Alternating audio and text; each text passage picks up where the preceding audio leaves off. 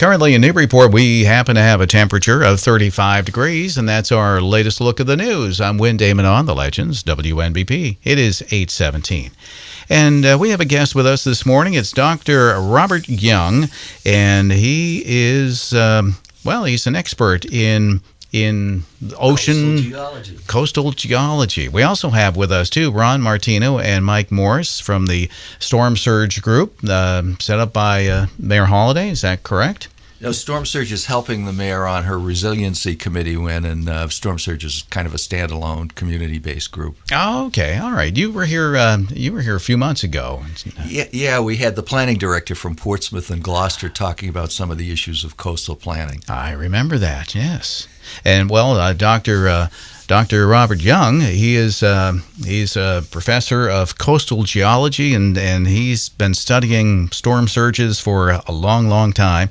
And Dr. Young, I want to thank you for joining us today, and good morning to you. Good morning. Happy to be with you. Well, it's nice to have you here, and I just wanted to let folks know that you are going to be in Newburyport coming up a week from tomorrow night, and that's going to be at 7 o'clock at Newburyport City Hall. And perhaps you could give us a little pre-sell on what you're going to be talking about when you come here. Well, I'm going to be talking about the fact that nationally speaking, we have absolutely no idea what we're doing at the coast right now. We have no national plan or no national vision for how we should be responding to storms, how we should be rebuilding after storms in a sensible way, how we should be spending federal dollars to provide coastal protection through beach nourishment and dune building projects.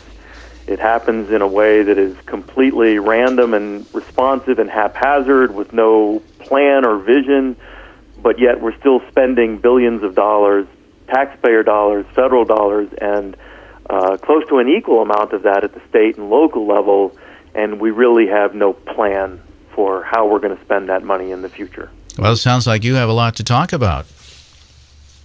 Yeah, it's not a pretty story, actually. And, our activities at the coast, if we take Hurricane Sandy as an example, and how essentially in New Jersey and Long Island we've just put everything right back where it was after the storm, by and large, especially in resort communities on the ocean front. It's just a completely unsustainable activity, yet we have the United States Army Corps of Engineers designing beach and dune building projects that they plan to maintain 50 years into the future. Well, in my opinion, that's just impractical. Oh, we're talking with Dr. Robert Young. He's a professor of coastal geology. He helps with storm surges and the effects of how the ocean has on the beaches and all that stuff. As a matter of fact, I think a week or two ago, they had a dune restoration meeting in Newburyport. They want to restore some dunes over on Plum Island. Yeah, I can comment on that. When we're getting some erosion happening here along the beaches, and of course the problem is that we've got a sea level that's at a certain spot, and the ocean wants to find where it wants to be, and unfortunately that's a little bit closer to the homes than we would like. And so we're sort of in this game of pumping sand in and trying to hold the shoreline, when in fact we might want to be thinking about something else that's a little bit more realistic. But all these coastal communities are sort of doing the same thing, because as Rob said, there isn't really a national policy on what are we going to do about this encroaching ocean and these ever-increasing storms. And Dr. Young, you help. You help with the dialogue anyway on coming up with a national policy, right? Well, we'd certainly like to help with that. If anybody is interested, we work at the community level, the state level, and the national level on a variety of different coastal issues. The development of sort of a broader vision for how we should be maintaining our shorelines from a national perspective is something we've been particularly interested in lately, particularly following Hurricane Sandy, when Under the Sandy Relief Act, Congress gave the United States Army Corps of Engineers $4.8 billion. That's, billion with a B. That's serious money to do future coastal protection projects in the North Atlantic Division, which is basically Virginia up to Maine. But Congress didn't tell the Corps what to do with that money. And, in our opinion, that's not a good way to allocate federal funds. And we need to have a national discussion of where there's a real federal taxpayer interest in trying to hold shorelines in place and where there isn't. So what's your take on this particular area around Massachusetts, New Hampshire, and the shoreline there? Well, certainly the federal funding that you've received pales in comparison to what places like New Jersey have received. In my opinion, the decisions should be made primarily at the local level, and the costs should be borne primarily at the local level. And when local folks have more skin in the game, then they're likely to care a lot more about the science behind rising sea level, the science behind storm impacts and coastal hazards, and I think that they'll make better decisions. Everybody understands that the coastal economy and coastal real estate investment is important, and it's a big part of the economy of a lot of states. We just need to find a way to tap into all of that value that's in the coastal economy to help coastal communities take care of themselves rather than having these massive federal expenditures raining down on some communities but not others. And we need to make sure that what federal funds are spent are fairly distributed. Yeah, and that's an important point, Rob, because a lot of these beach nourishment projects and coastal erosion projects that are taking place are heavily federally subsidized, and the local community could never afford to do it on their own. And I think the other rub in the story, too, is that you've got taxpayers out in the Midwest that have maybe never seen a beach paying for these projects, and even if they wanted to come to any shore or beach on Long Island or even in Massachusetts, they might find access fairly hard. I mean, they maybe have a right to be there, but try to park or do any of that sort of thing, and there are basically barriers to access for the taxpayers that are actually paying for these projects.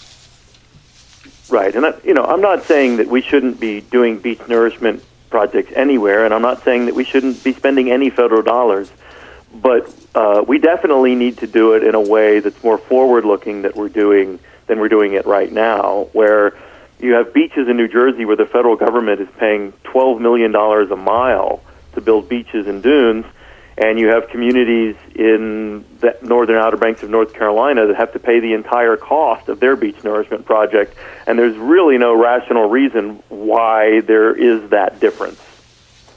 So what you'd like to see is to have a standard policy, to have something where everybody pays their fair share, right? I think we need to have a national discussion and a national vision for where it makes sense to spend federal dollars and how we're going to decide how we distribute that funding, and along with that, where it makes sense to try and hold shorelines in place over the long run and where it doesn't. And the fact of the matter is we cannot promise the citizens of the United States of America that we will be holding every shoreline in place from Maine to Texas over the next 50 years, but that seems to be our goal at the moment. Well, it's going to be interesting, and it'll be an interesting talk that you're going to be having when you come to Newburyport City Hall next Wednesday night at 7 o'clock. And thanks very much, Dr. Young. We'll see you Wednesday, and I know Wynn's going to provide us with the audio of this, and we're hopefully going to post it on our Storm Surge Facebook page and promote it on our website, storm-surge.org. Thanks so much. Great. See you next week, everybody. All right. Thank you so much. It's Dr. Robert Young. He's a professor of coastal geology, and he is going to be talking at Newburyport City Hall next Wednesday night, a week from tomorrow night at 7 o'clock. And, gentlemen, he's got some knowledge, doesn't he? He does. He does. We're really lucky to have him. Uh-huh. He's a protege of Orrin Pilkey, which if if you're familiar with coastal geology, he's sort of the grandfather of the science in many ways. And so we're really very fortunate to have Rob coming all the way up here. He's really kind of a big deal in that field. And for having him come to a small community like Newburyport is really really a feather in our cap. Terrific. All right. Well, Mike and Ron, I want to thank you for joining us, and thanks for bringing to our attention Dr. Robert Young. Very nice to have him here. Thanks so much, Win. All right. Thank you so much. So, that again, Dr. Robert Young, he's going to be at Newburyport City Hall on Wednesday night, next Wednesday night, a week from tomorrow night at 7 o'clock. And you want to talk with him and listen to what he has to say about the ocean levels and the beaches and all that. It is 8:27 here on The Legends, WNBP. Time now for some travel trends and tips on WNBP with travel expert Rudy Maxa. It's Rudy Maxa's World.